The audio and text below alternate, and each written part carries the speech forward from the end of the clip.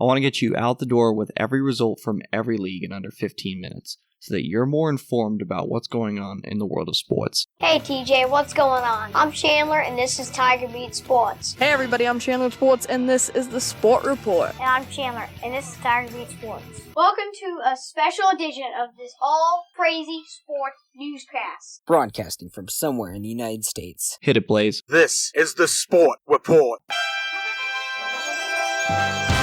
Monday, June 10th, 2019. Hey everybody, I'm Chandler with Sports, and this is the Sport Report. It's time to get you caught up on what's happening in the world of sports. This is Top of the Order. In a year that has been so improbable, the impossible has happened. This is Top of the Order. Our top story comes from St. Louis, where the Boston Bruins defeated the St. Louis Blues 5-1 to tie the Stanley Cup Final at 3 games apiece. They will play Game 7 on Wednesday night in Boston at the TD Garden. Brad Marchand opened the scoring 8:40 into the first period for Boston, and then it was Carlo and Kuhlman to make it 3-0 in the third. Ryan O'Reilly got one back for St. Louis before David Pastrnak added one to make it 4-1. Zdeno Chara had an empty netter from about 150 feet away to close it out for the Bruins. They will play the first ever Stanley Cup Game 7 at the Garden, the old Garden and the new Garden. Here's another stat. This one courtesy of Mike Emmerich, Doc Emmerich as he's affectionately known as, a commentator for NBC Sports, one of the best in the business. He pointed this stat out. The last time the city of Boston hosted a Game 7 and had a chance to clinch in a Game 7, June 12th, 1984, the Boston Celtics versus the LA Lakers. The Celtics defeated the LA Lakers 111-102 in that Game 7. But why is June 12th, 1984 so significant? No, it's not a date in George Orwell's novel 1984, but rather 35 years ago to Wednesday, this upcoming Wednesday, 35 years ago, was the last time that a Game 7 was played in the city of Boston. And now the Bruins have a chance to clinch 35 years after the Boston Celtics did. In the old TD Garden, it was the Celtics. The Bruins now have a chance to do it in the new TD Garden. For the record, the old TD Garden was known as the Boston Garden. It'll be interesting to see what happens on Wednesday night. Game 7, 8 p.m. Eastern on NBC. That covers the Stanley Cup Final. In the NBA Finals, the Toronto Raptors will take on the Golden State Warriors in Game 5 of the NBA Finals. Toronto leads 3-1 and have a chance to close out the series in Toronto. Golden State could get Kevin Durant back in the lineup. That is a possibility. He is questionable with a calf injury. He's been out since the series against the Houston Rockets in the conference semifinals. If he returns, it'd be a huge boost to Steph Curry, Klay Thompson, and company. The Warriors need it. They're down 3-1. Only one team in history has come back from a 3-1 deficit in the NBA Finals. The Cleveland Cavaliers of 2016 against none other than the Golden State Warriors. Well, if there's a team that knows a thing about 3-1 leads, it'd be the Golden State Warriors. They will play Game 5, 9 p.m. Eastern on ABC tonight. To women's soccer, in the Women's World Cup, there were 3 games in action. Italy defeated Australia in the early game 2-1, something you may find interesting as sports are all about trends. Barbara Bonansea scored a 95th minute winner for Italy against Australia at the 2019 Women's World Cup. Well, get this. Francesco Totti, one of the best players to ever play the game of football for the country of England, nonetheless his former club AS Roma. Francesco Totti scored a 95th minute winner for Italy against Australia at the 2006 Men's World Cup. No, not on the same day, but we find that interesting. Bonansea and Totti shared the same celebration. They both sucked their thumbs as they ran away from the game-winning goal. 95th minute winners for both. In 2019, it means Italy defeats Australia 2-1. Brazil defeats Jamaica 3-0. Jamaica making their first Women's World Cup appearance, one of 4 debutantes. Another debutante, Scotland, who fell 2-1 to England. Speaking of England, the men's team won in a penalty shootout. Jordan Pickford became the first England goalkeeper to score at a penalty shootout and win the penalty shootout. He also became the first goalkeeper for England to ever score in a penalty shootout. That was for the third place game. In the championship game, Portugal defeated the Netherlands 1-0. In the Women's World Cup in today's action, there are 2 games. In Group D, Argentina takes on Japan at 12 p.m. Eastern, and at 3 p.m. Eastern, Group E, Canada will take on Cameroon. The United States women's team will look to defend their 2015 Women's World Cup starting on Tuesday, 3 p.m. Eastern against Thailand. Lastly, in the men's French Open final, Rafael Nadal won his 12th French Open title. He defeated Dominic Thiem team of Austria, the 4 seed for the second year in a row. They faced off in the men's final. Rafa wins this one in 4 sets. You could say Rafael Nadal dropping a set at Roland Garros in Paris, where the French Open is held every year, is as rare as Steph Curry missing a free throw, because it is very rare to see either of those things happen. Now we transition to Major League Baseball.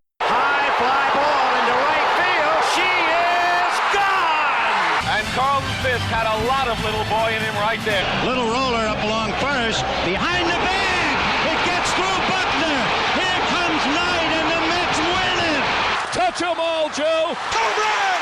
Mike Piazza! Jeter backhands from the outfield grass. Got it! Man, what a play! Now from Major League Baseball. We understand this segment is about Major League Baseball, but we want to quickly throw something in from the College World Series. Technically, it's the Super Regional round. Number 1 seeded UCLA fell to the unranked Michigan Wolverines 4-2. Michigan is moving on to their first College World Series since 1984. Geez, 1984 seems to be a great year in this episode. Michigan will join 7 other teams in Omaha. We'll have a full recap on that in tomorrow's episode. Now, officially, we begin this around the Major League Baseball segment. There were 15 games on the MLB calendar. We will start in New York at Citi Field in Flushing, New York, where the New York Mets defeated the Colorado Rockies 6-1. Noah Syndergaard is 4-4 on the season for the Mets. 4.45 ERA for Thor, as he's known in New York. 7 strikeouts in 7 scoreless innings for Noah Syndergaard. Washington Nationals 5, San Diego Padres 2. Steven Strasburg is 7-3 on the season with a 3.36 ERA, and they also created some history. They become the first Major League Baseball franchise to hit back-to-back-to-back-to-back. That's right, 4 home runs in a row. They've done it twice. That's why they're the first to do it. Craig Stammen falls to 4-3 on the season. He gave up those 4 consecutive homers. Cincinnati Reds 4, Philadelphia Phillies 3. Joey Votto had a 2-run single to tie the game at 3 in the 7th. Cincinnati added another one in the top half of the 7th to win by 1. Arizona Diamondbacks 8, Toronto Blue Jays 2. Robbie Ray is 5-3 on the season with a 3.54 ERA. In 12 innings, Atlanta Braves 7, Miami Marlins 6. Ronald Acuna, who was last year's Rookie of the Year, hit a game-tying 3-run home run for the Braves, helped them go to extra innings, and it took 12 innings, but the Braves win over an NL East divisional opponent 7-6. Marlins fall to 23-40 on the year, while the Braves improve to 36-29. Minnesota Twins 12, Detroit Tigers 2. Jake Odorizzi's 9-2 with a 1.92 ERA for the Twins, who put up 8 runs in the first 4 innings against Detroit. In 10 innings, New York Yankees 7 and Cleveland Indians 6. Aroldis Chapman, instead of getting the save, he gets the win for the Yankees. Houston Astros 4, Baltimore Orioles 0.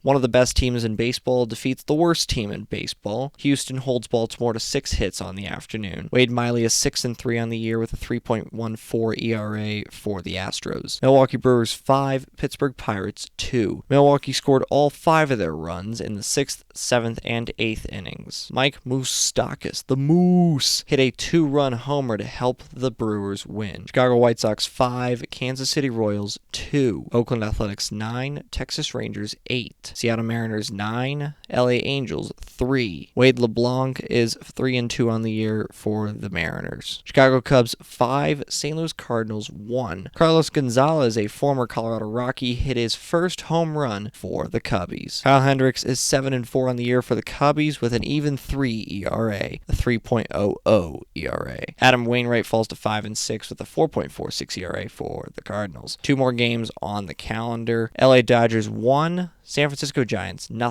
Max Muncy hit the only home run and the only run of the game. Both teams combined for 10 hits in a battle between Walker Buehler, who gets the win, 7-1 on the season for Walker, and Madison Bumgarner, who falls to 3-6. Bumgarner for the Giants, Walker Buehler for the Dodgers. We say Max Muncy hit a homer. This came with some controversy. When he hit the homer, he hit it into the ocean, in a sense. There's kind of a little bay behind Oracle Park in San Francisco. He hit it off Madison Bumgarner in the top half of the first inning. Well, when he hit it into McCovey Cove, which is the bay behind San Francisco's Oracle Park, well, he kind of bat flipped and ran around the bases a little slow, and Muncy was chirped at by Bumgarner, to say the least, and his response to Bumgarner telling him to hurry up was, "If you don't want me to watch the ball, quote, you can go in the ocean and get it," unquote. Bat flips in baseball. That's a topic for another time. Finally, Tampa Bay Rays 6, Boston Red Sox 1. AL Cy Young Award winner in 2018, Blake Snell,